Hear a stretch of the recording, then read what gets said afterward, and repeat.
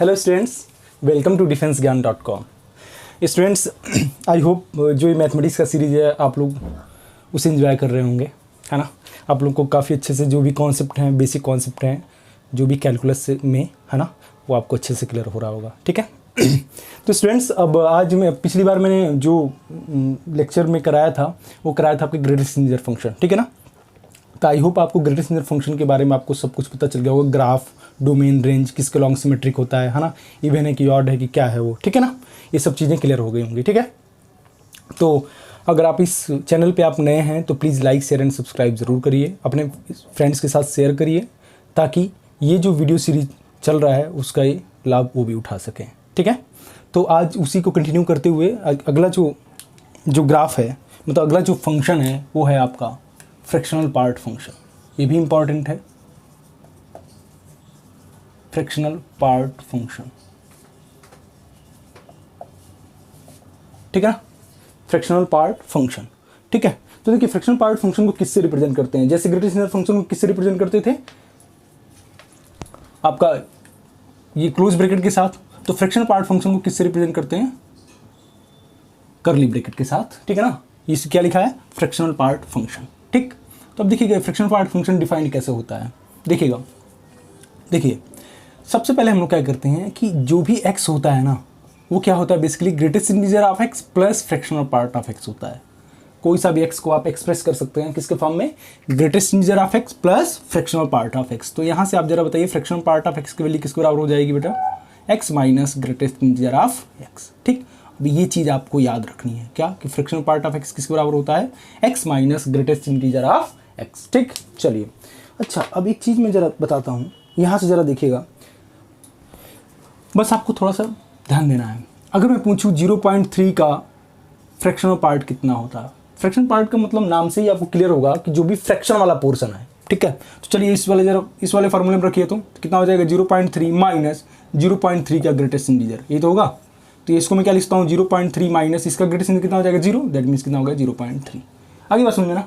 मतलब क्या कि अगर मैं 1.1 का फ्रैक्शनल पार्ट पूछ रहा हूँ ना, तो कितना आना चाहिए आपके हिसाब से? 0.1 आना चाहिए कि नहीं? क्योंकि यार 1 प्लस 0.1 होगा तो उसका फ्रैक्शन पार्ट कितना हो जाएगा? 0.1। चाहे तो आप इसमें रख के देख लीजिए, तो 1.1 माइनस ग्रेटेस्ट इंटीजर ऑफ 1.1, तो ये कितना हो जाएगा? 1.1 माइनस 1.1 का ग्रेटेस्ट इंटीजर कितना हो जाएगा? 1, दैट मीन्स कितना हो गया? 0.1। अब एक चीज़ आपको क्लियर हो गई, फ्रैक्शनल पार्ट का मतलब क्या हुआ कि जो फ्रैक्शन वाला पोर्शन है वही बेसिकली आपको रिप्रेजेंट करना है। क्लियर होगी बात? चलिए, अब एक चीज़ तो मैं इसको थोड़ा सा मैं जनरलाइज कर देता हूँ। तो जरा देखिएगा, 0.1 का फ्रैक्शन पार्ट कितना हो जाएगा? 0.1, ठीक है। 0.2 का फ्रैक्शन पार्ट कितना हो जाएगा? 0.2। उस तरह से बता दीजिए 0.9 का फ्रैक्शन पार्ट कितना हो जाएगा? 0.9। लेकिन जैसे ही 1 जाएगा तो अब जरा बताइएगा 1 का फ्रैक्शन पार्ट कितना होगा? जरा ध्यान दीजिएगा, इस फार्मूले में रखिए, तो 1 माइनस ग्रेटेस्ट इंटीजर ऑफ 1, तो ग्रेटेस्ट इंटीजर ऑफ 1 ही होगा, तो 1 माइनस 1 किसके बराबर हो जाएगा? 0। आगे बात समझ में ना। तो अब एक चीज़ आपको याद रखना है कि किसी भी इंटीजर का फ्रैक्शनल पार्ट कितना होता है? 0, ठीक है ना। किसी भी इंटीजर का फ्रैक्शन पार्ट कितना होता है? 0। ये चीज़ ध्यान रखिएगा, ठीक है। चलिए, अब मैं एक काम करता हूँ यहाँ पे, अब इसको जनरलाइज कर दिया क्या कि जैसे ही मैं 1 लिया, यहाँ पे 1.0 रखा, जैसे ही वहाँ पे कितना आ जाएगा? 0 आ गया, ठीक। जैसे ही आगे बढ़ा, फ्रैक्शन पार्ट ऑफ 1.1, अभी मैंने निकाला था फ्रैक्शन पार्ट ऑफ 1.1 कितना आया था? 0.1। फिर देखिए 0.1 से स्टार्ट होना शुरू हो जाएगा।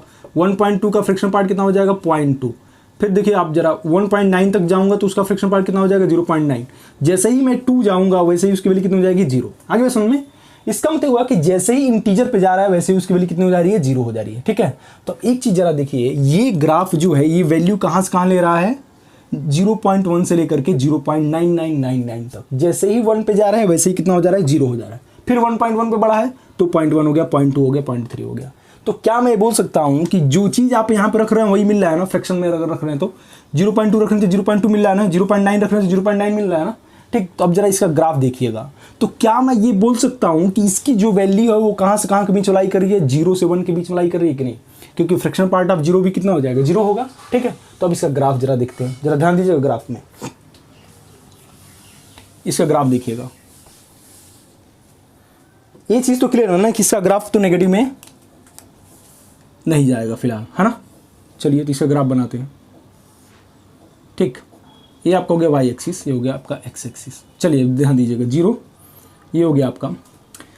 ये ग्राफ मैक्सिमम से मैक्सिमम कहाँ तक जा रहा है, 1 तक जा रहा है, लेकिन 1 नहीं ले रहा है। जैसे ही आप 1 रख रहे हैं वैसे ही क्या आ रहा है, 0 आ जा रहा है। तो ये ग्राफ आपका 0 से 1 के बीच में होगा।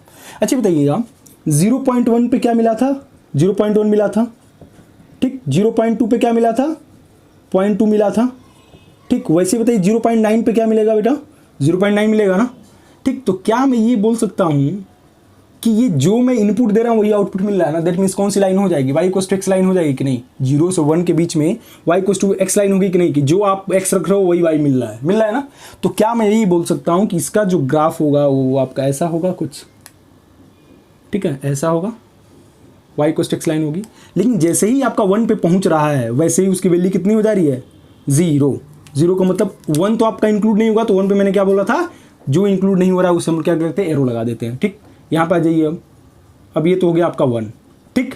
अब जैसे ही 1.1 पे चला फिर 0.1 मिलेगा, 1.2 पे मिला फिर 0.2 मिलेगा, फिर क्या मिलने लगेगा आपका, ठीक है। आगे बात समझे, ये क्या मिल गया आपका, 2 मिल गया, ठीक। लेफ्ट साइड में आ जाइए, तो लेफ्ट साइड में भी आएंगे तो आपका क्या मिलेगा, ये देखिए y equals to x line मिलेगी, ठीक। तो ये हो गया आपका -1, ठीक। इधर आ जाइए आपका ये, तो यहाँ पे जो होगी लाइन ये आपके ऐसे मिल जाएगी, ठीक है। ये हो गया आपका -2, ठीक है। तो ये किसका ग्राफ हो गया, फ्रैक्शनल पार्ट ऑफ x का ग्राफ, ठीक है। ध्यान रखिएगा इसका, तो फ्रैक्शनल पार्ट ऑफ x का ग्राफ देख रहे हैं ना, ये एरो जा रहा है, ये एरो जा रहा है। अब यहाँ पे एक चीज़ आपको मैं यहाँ पे क्लियर करना चाहूँगा। पहली चीज़ तो ये, इसका जरा डोमेन बता सकता है क्या कोई, डोमेन देख सकते हैं ना आप, x की वैल्यू कहीं पे भी, इसको मैं हटा देता हूँ ना, तब आपको ग्राफ और अच्छे से क्लियर दिखेगा, ठीक है ना। ये है बेसिकली हमारा ग्राफ जो ओरिजिनल है, ठीक है। चलिए अब देखिए डोमेन का मतलब क्या होता है कि x एक्सिस पे आप कहीं पे भी खड़े हो जाइए, आपको हर जगह पे ग्राफ मिल रहा है, दैट मीन्स मैं क्या बोलूँगा, बिलोंग्स टू रियल नंबर, सारे रियल नंबर लेगा, ठीक। अच्छा रेंज की बात करें तो रेंज का मतलब क्या हुआ, वैल्यू ऑफ y। तो अब जरा बताइए y की वैल्यू कहाँ से कहाँ के बीच में लाई कर रही है, 0 से 1 के बीच में लाई कर रही है ना, लेकिन 1 इंक्लूड नहीं हो रहा है। जैसे ही 1 रख रहे हैं हम लोग तो क्या फ्रैक्शनल पार्ट आ जा रहा था, 0 आ जा रहा था ना, तो इसका मतलब 1 तो इंक्लूड नहीं होगा, 0 इंक्लूड होगा। तो मैं क्या बोल सकता हूँ, 0 से 1। अब यहाँ पे एक चीज़ दिमाग में बिठा लीजिएगा, क्या कि फ्रैक्शनल पार्ट ऑफ x हमेशा कहाँ से कहाँ के बीच में लाई करता है, 0 से 1, ठीक है। अभी मैं इस पर क्वेश्चन कराऊंगा तो यही डेफिनेशन आपको याद रखनी है कि फ्रैक्शनल पार्ट ऑफ x कहाँ से कहाँ के बीच में लाई करता है बेटा, 0 से 1 के बीच में। इसको आपको याद रखना है, ठीक। 0 पे क्लोज और 1 पे ओपन इंटरवल, ठीक है। अच्छा थर्ड देखिएगा जरा, ये आपका कौन सा फंक्शन होगा, कंटिन्यूअस होगा, नहीं होगा, ठीक। क्यों नहीं होगा, क्योंकि ग्राफ ऐसे जा रहा है फिर जंप कर जा रहा है, नीचे आ गया फिर ऐसे जा रहा है फिर जंप कर रहा है, ठीक। तो दैट मीन्स मैं क्या बोल सकता हूं, discontinuous and non differentiable at every integers. Clear होगी बात, ठीक है। ये ग्राफ आपका क्या होगा, ये मतलब ये फंक्शन क्या होगा, सारे इंटीजर्स पे क्या होगा, डिसकंटिन्यूअस होगा और नॉन डिफरेंशिएबल होगा। क्लियर है। अच्छा ये ग्राफ देखिए किसी के लॉन्ग सिमेट्रिक है क्या, नहीं है, तो इसलिए मैं क्या बोलूंगा, आपका neither even nor odd function है, neither even nor odd function. Clear होगी बात, ठीक है। अच्छा अब यहाँ पे बहुत दिन से आप लोग सोच रहे होंगे सर पीरियड वाला कोई चीज़ आपने नहीं बताया, तो जरा ये बताओ बेटा, अब ये देखो ये पोर्शन देखो बार बार रिपीट कर रहा है कि नहीं, ये वाला चीज़ बार बार रिपीट कर रहा है ना, यही तो बार बार हो रहा है, ठीक है ना, ये चीज़ बार बार हो रहा है। तो अब कितने इंटरवल के बाद हो रहा है, 1 इंटरवल के बाद हो रहा है ना, हर 1 के बाद इंटरवल के बाद हो रहा है कि नहीं, वही चीज़ बार बार रिपीट कर रही है। तो मैं क्या बोल सकता हूँ, इसका जो पीरियड होगा वो कितना होगा, 1, ठीक है ना। तो याद रखिएगा कि फ्रैक्शनल पार्ट फंक्शन का पीरियड कितना होता है, 1। क्लियर होगी बात, ठीक है। तो ये है बेसिक चीज़, आपको इसको अच्छे से दिमाग में बैठा लेना है, ठीक है ना। चलिए अच्छा यहाँ सब एक चीज़ और बता देता हूँ, छोटा सा एक और क्वेश्चन ले लेता हूँ कि मैं ये पूछ रहा हूँ कि फाइंड द रेंज ऑफ 2 की power fractional part of x, ठीक है। मैं इसको अब मैं हटा देता हूँ, अब आई होप कि सभी लोगों के दिमाग में ये चीज़ बैठ गई होगी और इसको आप अच्छे से नोट करिए, ठीक है ना, क्योंकि ये ग्राफ बहुत ज़्यादा इंपॉर्टेंट है, ये सब चीज़ें बहुत ज़्यादा इंपॉर्टेंट है, ठीक है ना। चलिए अब मैं इसको हटा देता हूँ। तो अभी हम लोगों ने एक इंपॉर्टेंट चीज़ पढ़ा क्या कि फ्रैक्शनल पार्ट फंक्शन जो होता है वो क्या करता है, हमेशा 0 से 1 के बीच में लाई करता है, ठीक है। फ्रैक्शनल पार्ट ऑफ x क्या करता है, बिलोंग्स टू 0 से 1, ठीक। अब देखिएगा इसका यूज कहाँ पे है, पहला चीज़ इसका यूज कहाँ पे है, जिसमें मैं पूछूंगी एग्जाम्पल एक लेता हूँ कि फाइंड रेंज ऑफ 2 की power fractional part of x, ठीक है। क्वेश्चन क्या पूछ देगा, फाइंड द रेंज ऑफ 2 की power fractional part of x. देखिए बहुत बेसिक क्वेश्चन है, थोड़ा सा इसमें दिमाग लगाना है। अच्छा बताइए बेटा कि फ्रैक्शनल पार्ट ऑफ एक्स अभी हम लोगों ने पढ़ा था क्या, 0 से 1 के बीच में लाई करता है ना, ठीक है।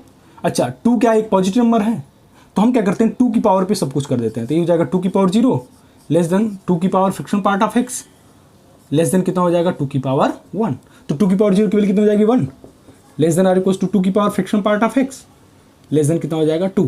तो क्या मैं ये बोल सकता हूँ कि 2 की power fractional part of x कहाँ से कहाँ के बीच में लाई कर रहा है, मतलब 2 की power fractional part of x का जो रेंज है वो कहाँ से कहाँ के बीच में लाई कर रहा है, 1 से 2 के बीच में लाई कर रहा है। आगे बात सुनने, तो देख सकते हैं आप कितना आसान क्वेश्चन था, ठीक है। लेकिन आप वही बात है ना कि अगर आपने प्रॉपर्टी कभी नहीं पढ़ा होगा तो आप इतने बेसिक क्वेश्चंस को आप नहीं कर पाएंगे, ठीक है ना।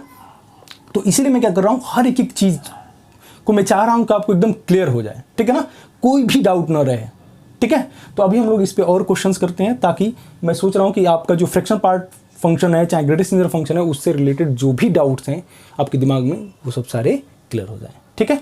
चलिए अब मैं कुछ क्वेश्चन लेता हूँ फिर उसको सॉल्व करते हैं।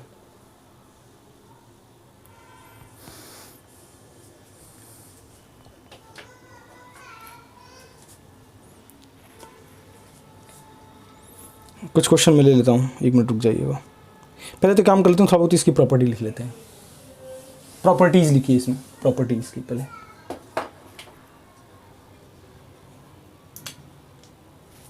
ठीक है, देखिएगा प्रॉपर्टीज में क्या होगा। फ्रैक्शन पार्ट ऑफ एक्स का प्रॉपर्टी देखिए पहला। अच्छा तो फ्रैक्शन पार्ट ऑफ एक्स की वैल्यू एक्स के बराबर कब होती थी, जब एक्स बिलोंग्स टू क्या, मतलब x आपका कोई इंटीजर के बराबर नहीं हो रहा था। जैसे मैं एग्जांपल में ले लिया, अभी हम लोग बता रहे थे ना कि 0.1 का फ्रैक्शन पार्ट कितना आता था 0.1। आगे बात समझे ना, तो वही बोला है कि fraction part of x equals to x कब होगा, जब x आपका इंटीजर नहीं होगा। क्लियर होगी बात। सेकेंड, अच्छा अगर fraction part of x equals to 0 होगा, कब होगा, जब x आपका क्या लाई करेगा, इंटीजर होगा, ठीक है ना। सारे इंटीजर्स का फ्रैक्शन पार्ट कितना होता है, 0 होता है। क्लियर होगी बात। ठीक, अगला जो है आपका थर्ड है आपका fractional part of minus x. Fractional part of minus x की जो वैल्यू होती है 1 minus fractional part of x होता है। जैसे इसका एग्जांपल ले लेते हैं, इसका एग्जांपल देखिएगा। जब मैं पूछूं फ्रैक्शनल पार्ट ऑफ 0 माइनस 0.3, इसका फ्रैक्शनल पार्ट निकालना है, ठीक है ना, तो आप क्या लिखोगे 1 माइनस फ्रैक्शनल पार्ट ऑफ 0.3। तो 0.3 का फ्रैक्शनल पार्ट कितना होगा 0.3, तो 1 माइनस 0.3 दैट मीन्स कितना हो जाएगा 0.7। क्लियर होगी बात, ठीक है। अच्छा अब देखिए, अब जो अगली प्रॉपर्टी आती है, अब यहाँ पे एक चीज़ करिएगा ना, यहाँ पे आप ये जरूर लिख दीजिएगा कि फ्रैक्शन, इसमें क्या लिखेंगे आप कि फ्रैक्शन मतलब एक्स क्या नहीं होना चाहिए, इंटीजर नहीं होना चाहिए, पहली चीज़ तो, ठीक है ना, एक्स क्या नहीं होना चाहिए, इंटीजर नहीं होना चाहिए। चौथा, अब चौथा वाला थोड़ा दिमाग लगाना है, क्या कि अगर मैं किसी भी फ्रैक्शनल पार्ट ऑफ एक्स का ग्रेटेस्ट इंटीजर में निकालूँ तो कितना आएगा, बताइए जरा, 0 आएगा कि नहीं आएगा, आएगा ना, क्योंकि यार ये चीज़ क्या देगा, हमेशा फ्रैक्शन के फॉर्म में देगा कि नहीं, 0.3, 0.5, 0.9, 0.8 ऐसा कुछ देगा। और मैं बताया था कल कि इस जो भी मतलब आपका फ्रैक्शन पोर्शन होगा उसका ग्रेटेस्ट इंटीजर कितना होता है, 0 होता है। ठीक, अगली प्रॉपर्टी।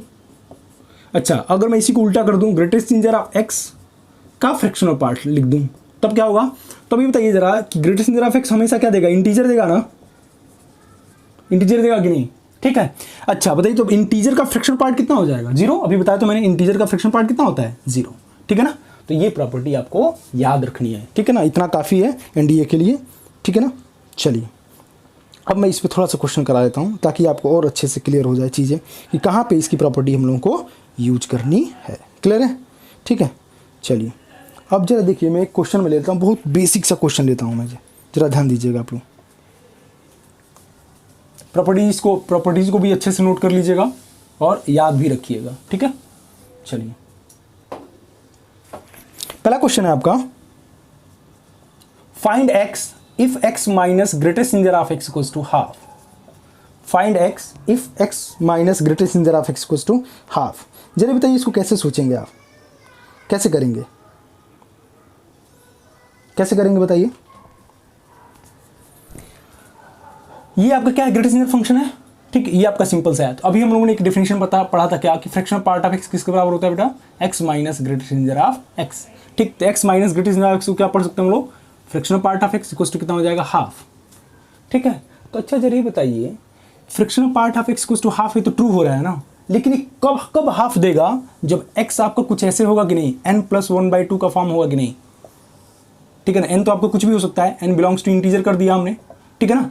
आप जरा बताइए, अगर मैं x को रखता हूँ 1+1/2 3/2 रखता हूँ, फ्रैक्शनल पार्ट ऑफ 3/2, तो 3/2 का मतलब क्या हुआ 1.5, ठीक है। 1.5 का फ्रैक्शनल पार्ट कितना हो जाएगा 0.5 का मतलब कितना आ जाएगा 1/2। क्लियर होगी बात ना। तो अब मैं क्या बोलूंगा, x आपका किसके फॉर्म में होना चाहिए, n+1/2 के फॉर्म में होना चाहिए। क्लियर होगी बात, ठीक है, क्योंकि आपका 1/2 कहाँ से कहाँ के बीच में लाई कर रहा है, 0 से 1 के बीच में लाई कर रहा है ना। और आपको पता होगा कि फ्रैक्शन पार्ट में क्या होता है, 0 से 1 के बीच में कोई सा भी वैल्यू डालिए आप, हमेशा क्या देगा, वही वैल्यू देगा, है ना। देख रहे थे ना हम लोग, 0.1 रखेंगे तो 0.1, 0.2 रखेंगे तो 0.2, 0.3 रखेंगे तो 0.3, 0.9 रखेंगे तो 0.9। क्लियर हो गई बात, ठीक है। तो इस टाइप का क्वेश्चन बन सकता है, ठीक। चलिए अब देखिए, इंटीग्रेशन में भी बहुत ज़्यादा यूज़ होता है इसका। कैसे, अब दिखा देता हूँ इसमें ज़रा देखिएगा ध्यान से। अगर मैं सिंपल सा क्वेश्चन पूछता हूँ आपसे, क्वेश्चन ही पूछूँ, इंटीग्रेट करिए आप 1 से 3 x minus greatest integer of x की पावर, सॉरी चाहे इसको ऐसे लिख देता हूँ, फ्रैक्शनल पार्ट ऑफ x की power greatest integer of x dx। इसको करना है सॉल्व, ठीक है ना। देखिए कितना छोटा क्वेश्चन है, लेकिन देखिए इसमें मतलब आपको लॉजिक कैसे लगाना है, इसको निकालना है, इसकी वैल्यू कितनी होगी, ठीक है ना। तो देखिए ज़रा इसमें क्या कर सकते हैं हम लोग, 1 से 3 इस फ्रैक्शन पार्ट को, ठीक है, याद रहे बात, फ्रैक्शन पार्ट ऑफ x को हम लोग क्या लिख सकते हैं बेटा, x minus greatest integer of x लिख सकते हैं कि नहीं, ठीक है ना। पावर कितना हो जाएगा, greatest integer of x dx, ठीक है। अब हम क्या कर सकते हैं, मैं बताया था ना, ग्रेटेस्ट इंटीजर को क्या करते हैं, हमेशा इंटीजर के फॉर्म में ब्रेक करते हैं। कल मैंने बताया था ना, x जब आपका 0 से 1 के बीच में लाई करेगा तो उसका ग्रेटेस्ट इंटीजर कितना हो जाएगा बेटा 0, ठीक है। x जब आपका 1 से 2 के बीच में लाई करेगा तो उसका ग्रेटेस्ट इंटीजर x कितना हो जाएगा 1, ठीक है ना। x जब आपका 2 से 3 के बीच में लाई करेगा तो उसका ग्रेटेस्ट इंटीजर कितना हो जाएगा 2, ठीक है ना। चलिए अब इसका मतलब सारे इंटीजर पे ब्रेक करना पड़ेगा हमको, तो क्या मैं इसको लिखता हूँ 1 से 2, ठीक है। 1 से 2 जब जाएंगे तो अच्छे से रहते हैं, जब x आपका 1 से 2 के बीच में लाई करेगा तो वहाँ x जहाँ पे ग्रेटेस्ट इंटीजर ऑफ x होगा वहाँ पे मैं क्या लिख दूंगा 1, तो इसको मैं लिखता हूँ क्या, x माइनस 1 की पावर 1 लिखता हूँ कि नहीं, प्लस 2 से 3 x माइनस, अच्छा जब x आपका 2 से 3 के बीच में लाई करेगा उसका ग्रेटेस्ट कितना हो जाएगा 2, तो जहाँ जहाँ ग्रेटेस्ट x है वहाँ पे 2 रख दूँ, -2 का होल स्क्वायर -2, फिर ऊपर जाएगा 2 dx। यार आप तो इसको सॉल्व कर सकते हो आराम से, ये तो आपका 1 हट ही जाएगा, तो x माइनस 1 का इंटीग्रेशन करना है और x माइनस 2 के स्क्वायर का इंटीग्रेशन करना है, सॉल्व कर देना। क्लियर होगी बात ना। तो आप कैसे आप सोच पा रहे हैं, है ना, प्रॉपर्टी आप कैसे अप्लाई कर ले रहे हो, ठीक है ना। तो ये कब पता चलेगा, जब आपको पूरा डेफिनेशन उसका अच्छे से क्लियर होगा दिमाग में, है ना, कि कब फ्रैक्शन पार्ट ऑफ x को रिप्लेस करना है, कब ग्रेटेस्ट इंटीजर फंक्शन को कब रिप्लेस करना है, ठीक है। तो आपको इस टाइप के क्वेश्चंस में देखने को मिल जाएगा, ठीक। तो इसमें मैं थोड़ा सा और क्वेश्चन करा देता हूँ।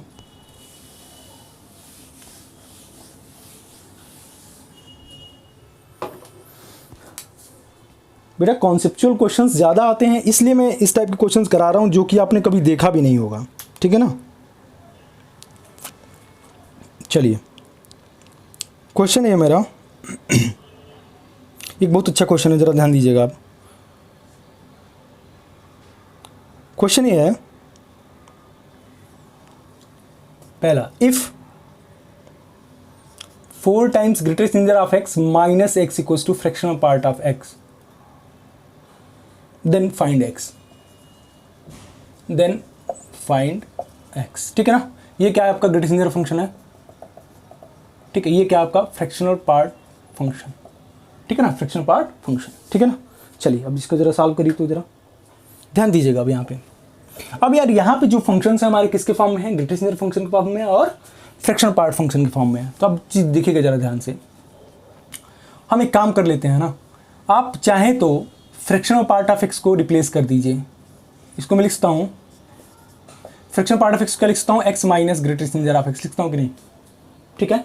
चलिए अब इसको मैं इधर लिया तो कितना हो जाएगा, 5 times greatest integer of x equals to 2x हो जाएगा, ठीक है। तो यहाँ से जरा बताइए, यहाँ पे ग्रेटेस्ट इंटीजर ऑफ x की लिक्स बराबर हो जाएगी 2x/5, ठीक है ना, ठीक। चलिए अब जरा यहाँ से आप सोच के बताइए कि x की वैल्यू क्या हो सकती है, जरा ध्यान दीजिए। तो x में आपका अगर मैं 0 रखता हूँ तो 0 इक्वल्स टू 0 ट्रू हो रहा है ना, करेक्ट है। x इक्वल्स टू 1 नहीं रख सकता हूँ, 1/5 भी नहीं रख सकता हूँ, ठीक है ना, क्योंकि देखिए इधर तो हमेशा इंटीजर आएगा ना, एक्स रखोगे तो हमेशा क्या आ जाएगा, इंटीजर आएगा, और इधर क्या आएगा, हमेशा फ्रैक्शन के फॉर्म में आएगा ना, ठीक है। अगर आपको 5 भी रखते हो, मान चलो 5 के मल्टीपल में तुम कर रहे हो ना, नीचे 5 है तो 5 के मल्टीपल रख देते हैं, 5 रखोगे जरा, तो 5 से 5 कैंसिल हो जाएगा, इधर 2, इधर कितना हो जाएगा 5 इधर 5, तो 5 इक्वल्स टू 2 हो सकता है क्या, नहीं हो सकता है, ठीक है ना। 5 का मल्टीपल ही रखना पड़ेगा तभी तो इंटीजर के फॉर्म में आएगा ये, ठीक है ना। 10 रखोगे तो 5 टू जा 10, 2 टू जा 4 हो गया, ठीक है, इधर 4 हो गया, इधर क्या हो गया 10 हो गया। तो आप देख सकते हैं जीरो के अलावा और कोई वैल्यू सेटिस्फाई नहीं कर रहा है, तो मैं यहां से क्या बोलूंगा, सीधे सीधे एक्स की वैल्यू यहाँ पे क्या होगी, 0 होगी। क्लियर होगी बात, यहाँ पे एक्स की वैल्यू क्या होगी, 0 होगी। समझ आ गई बात। तो कभी भी अगर इस टाइप का क्वेश्चन आता है जिसमें कि आपका ग्रेटेस्ट इंटीजर फंक्शन दिया हो और फ्रैक्शनल पार्ट फंक्शन दिया हो, तो आप क्या कर सकते हैं, आप इसी प्रोसेस को अप्लाई करके आप उसे सिंप्लीफाई कर सकते हैं, ठीक है। चलिए अब आगे बढ़ते हैं।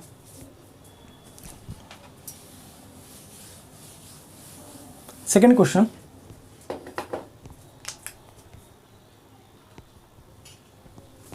मैं लेता हूं। क्वेश्चन ये है, if y equals to 2 times greatest integer of x plus 3, that equals to 3 times plus 5, then find greatest integer of x plus y की वैल्यू क्या होगी, ठीक है। चलिए क्वेश्चन समझ में आ रहा है, ठीक। चलिए देखिएगा जरा, बस इसमें मैं इसलिए क्वेश्चन करा रहा हूँ ताकि आपको प्रॉपर्टी से रिलेटेड जो भी डाउट्स हैं वो क्लियर हो जाए, ठीक है। तो यहाँ पे देखिएगा जरा, ये वैल्यू क्या बोला है, इसके बराबर बोला है ना। चलिए तो बराबर कर लेते हैं यहाँ पे, तो क्या हो जाएगा 2 times greatest integer of X plus 3 equals to 3 times greatest integer of X minus 2 plus 5। Clear है, ठीक है। तो अच्छा मैंने कल बताया था क्या, कि एक प्रॉपर्टी बताया था कि अगर greatest integer of X plus minus M हो रहा है तो इसकी वैल्यू क्या लिखता हूँ, greatest integer of X plus minus M, जब आपका एम क्या होना चाहिए, एक इंटीजर हो। ये प्रॉपर्टी अप्लाई कर सकते हैं, लगा दो यहाँ पे। तो यहाँ पे कितना हो जाएगा 2 times greatest integer of X plus 3 equals to 3 times greatest integer of X minus, ये कितना हो जाएगा बेटा 6 प्लस 5, ठीक है ना। तो यहाँ से कितना हो जाएगा 2 times greatest integer of X plus 3 equals to 3 times greatest integer of X minus 1, ठीक है। तो यहाँ से कितना हो जाएगा, यहाँ पे ग्रेटेस्ट इंटीजर ऑफ एक्स की वैल्यू किसके बराबर आ जाएगी, 4 के बराबर आ गई, ठीक है। ग्रेटेस्ट इंटीजर ऑफ एक्स की वैल्यू कितना हो जाएगी 4, ठीक। अच्छा अब यार y की यहाँ पे ग्रेटेस्ट इंटीजर ऑफ एक्स की वैल्यू तो निकल गई, अब y की जरा वैल्यू निकालो तो y इक्वल्स टू कितना हो जाएगा बेटा 2 times greatest integer of X plus 3, तो यहाँ से कितना हो जाएगा 2 into greatest integer of X की वैल्यू कितना हो जाएगी 4 प्लस 3, तो यहाँ से कितना आ जाएगा 11, y कितना आ गया 11, ठीक है। यहाँ तो क्लियर होगी बात। चलिए अब क्या पूछा है, greatest integer of X plus Y, तो greatest integer of X plus Y का मतलब क्या हुआ, greatest integer of X plus greatest integer of Y, ठीक। दोनों इंटीजर हैं तो यहाँ पे क्या लिखूंगा, ग्रेटेस्ट इंटीजर ऑफ एक्स की वैल्यू किसके बराबर दे रखा है 4 प्लस यहाँ पे ग्रेटेस्ट इंटीजर ऑफ वाई की वैल्यू कितना है 11, तो यहाँ पे इसका आंसर कितना हो जाएगा 15, ठीक है। यहाँ तो कोई डाउट तो नहीं है। तो अब देखिए जरा, इसलिए मैं इस टाइप के क्वेश्चंस करा रहा हूँ ताकि क्या हो ना कि आपका मतलब कहाँ पे कैसा क्वेश्चन पूछ दे ये आपको भी नहीं पता, मुझे भी नहीं पता, लेकिन हमें ही तो पता है कि यार वो किस लेवल तक जा सकता है, ठीक है ना। तो इसलिए मैं क्या किया हूँ कि जो भी ग्रेटेस्ट इंटीजर फंक्शन और जो भी फ्रैक्शनल पार्ट फंक्शन से रिलेटेड क्वेश्चन है, जो मतलब अच्छे लेवल के क्वेश्चन है, इसलिए मैंने क्या किया उसको सारा यहाँ पे डिस्कस कर दिया, ताकि आपका जो भी फ्रैक्शनल पार्ट से रिलेटेड प्रॉब्लम हो रही हो या फिर ग्रेटेस्ट इंटीजर फंक्शन से रिलेटेड प्रॉब्लम हो रही हो, वो क्या हो जाए यहाँ पे क्लियर हो जाए, ठीक है। चलिए अब एक क्वेश्चन और करता हूँ, फिर उसके बाद से फिर इसको फिनिश करते हैं।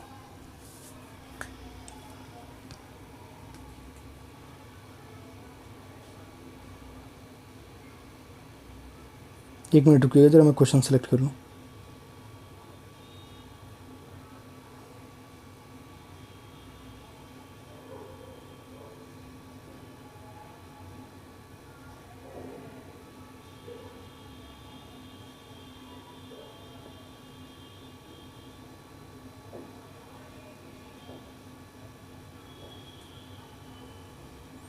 चलिए क्वेश्चन और ले लेते हैं। आपने क्वेश्चन शायद बहुत बार देखा भी होगा।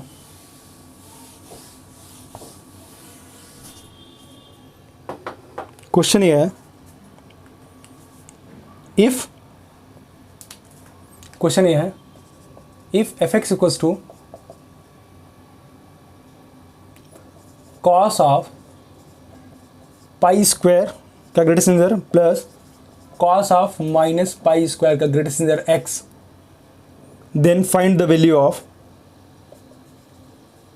find f of pi by 2। Then find the value of F of pi by 2। ठीक है, चलिए अब इसको करते हैं।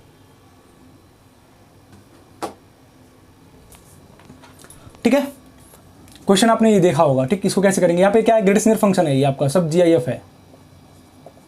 कैसे सॉल्व करेंगे इसको देखिएगा जरा। पाई की वैल्यू सबको पता है कितना होता है, 3.14। ठीक है ना।